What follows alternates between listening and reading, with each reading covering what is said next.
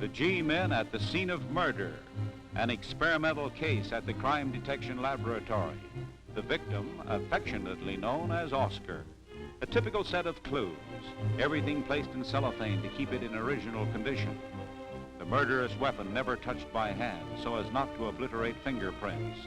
The FBI students in solving the murder of Oscar find a partly eaten apple. A drinking glass is a likely place for fingerprints. Everything is examined for these telltale marks. And there, up pops fingerprints made by Oscar or the killer. Here's where we'll find out. The scientific crime-busting laboratory where sleuthing is done by ultra-modern technology. The great period of G-Men scientific crime detection began in 1934 when Congress, at the request of the Attorney General, enacted a series of crime bills placing interstate crimes such as kidnapping, bank robbery, extortion, and transportation of stolen goods under federal jurisdiction.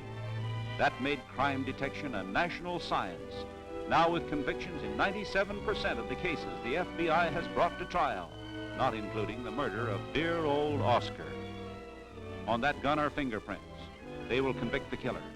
This is the G-Man science which has helped in the conviction of more than 11,000 federal offenders during the last 3 years. There are fingerprints on the glass to clinch the conviction.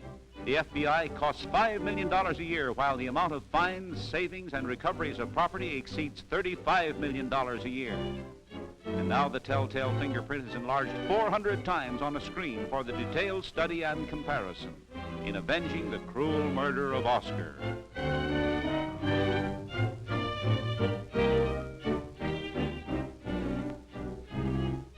Remember that half-eaten apple? Teeth marks in it. They use moulage to study that. Moulage is a kind of paste that hardens and makes a perfect reproduction of objects. John Hamilton, brains of the Dillinger gang, shot by the G-Men, died later and was buried by the mob in corrosive lye. When the G-Men found the body, it could only be identified by his teeth and dental work. Teeth mean much to the skilled investigator.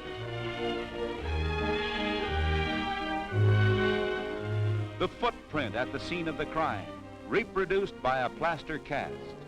This might be the mark left by any one of the 12,000 murderers who kill each year in the United States. They do this same thing with the marks of tire treads.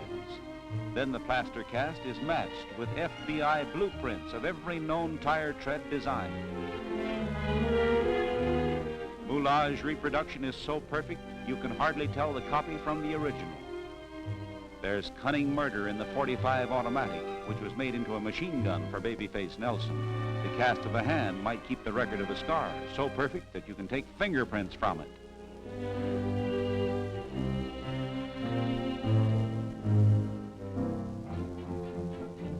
The handwriting expert tells us, if you write, you are caught. And here we find how far the work of the G-Man reaches out beyond gangs, robbery, and murder.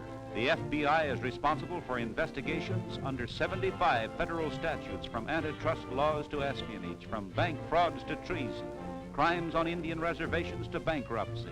You can't disguise your handwriting. You can try, but you won't fool the G-Man. The evidence in a real case, a pair of trousers. They were sent to the FBI by the sheriff at Wauchula, Florida. A powerful vacuum extracts the dust from the cloth. Will this match with the soil at the scene of the murder? If it does, it will prove that the man who wore those trousers was at the scene of the murder. The dust is examined by a microscopist. He peers through a petrographical microscope with polarized light. And this scientific laboratory service is available without cost to every police department of this nation.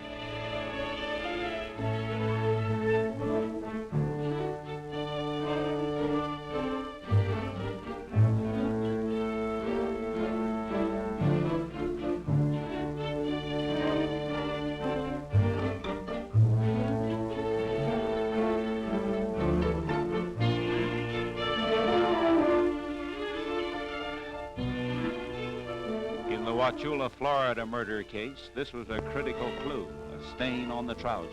Was it human blood?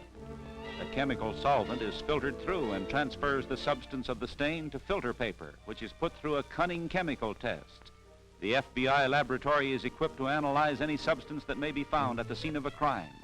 The chemical test for blood, by applying a few drops of colorless benzidine and hydrogen peroxide. This will detect blood diluted as much as 1 part in 300,000. Even laundering does not remove the trace of blood from cloth. If that's blood, the chemical reaction will form a vivid blue. It does. The experts testify and the murderer is sentenced to electrocution.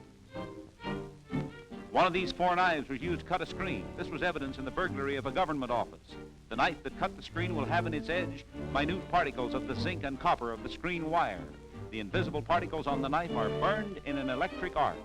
The light emitted is passed through prisms and forms a spectrum. Spectrographic analysis. Astronomers use it to analyze the stars. G-men use it to detect crime.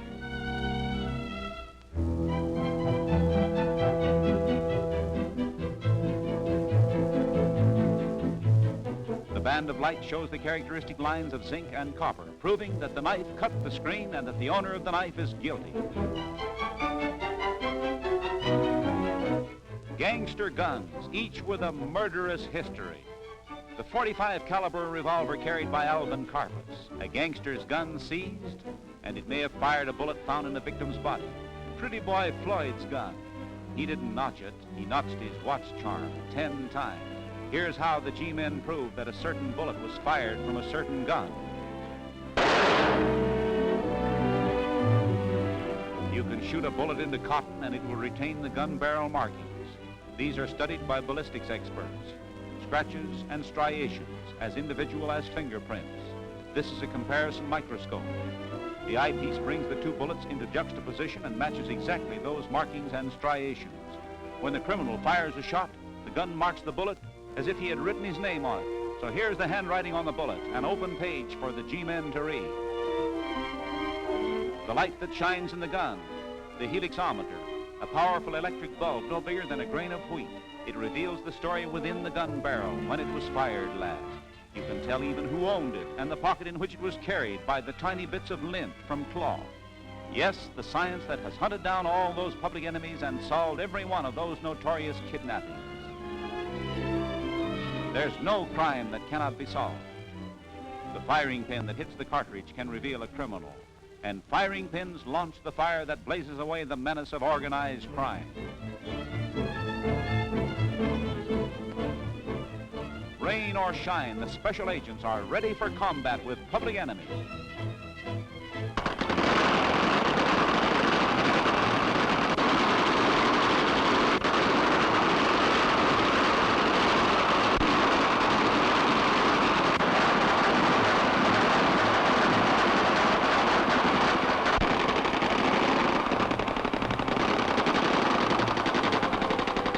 Night, not trigger men, but prepared to shoot and shoot straight.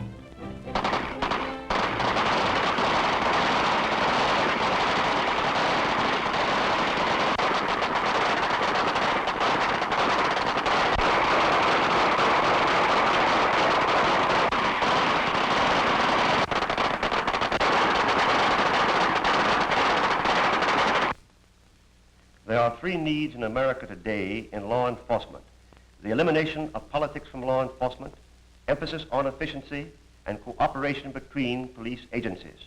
We should all be concerned with but one goal: the eradication of crime. The Federal Bureau of Investigation is as close to you as your nearest telephone. It seeks to be your protector in all matters within its jurisdiction. It belongs to you. That means, gangsters, you can't get away with it.